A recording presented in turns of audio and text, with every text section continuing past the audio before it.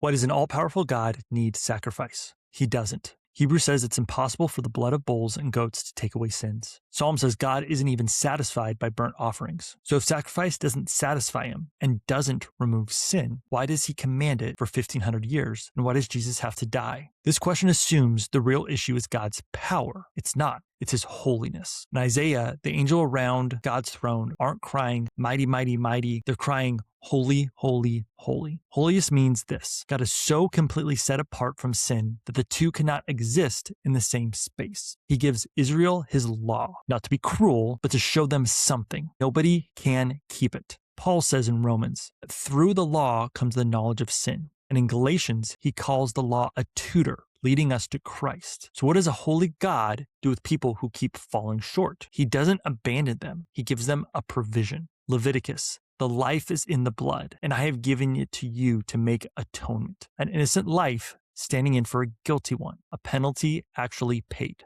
And before you think barbaric, that's the point. Sin is that serious. The cost is that real. A justice system that costs nothing isn't justice at all. But those sacrifices, they were always pointing forward. All the way back to Egypt, lamb's blood on the doorpost, the angel of death passing over the guilty. That wasn't coincidence. That was a signpost. Every sacrifice for 1,500 years was a signpost pointing to one person. And when Jesus shows up, John the Baptist sees him and says, "Behold the Lamb of God who takes away the sin of the world." Not covers, takes away. Romans calls him our propitiation, the final, perfect, once-for-all sacrifice that every animal on every altar was pointing to. And when he dies, the veil of the temple tears in two. The veil was a physical barrier between sinful humanity and the presence of God. It tears from top to bottom. God tearing it, not man. The barrier is gone. God never needed sacrifice. He provided it. Holy enough to demand sin to be dealt with seriously, and loving enough to deal with it himself.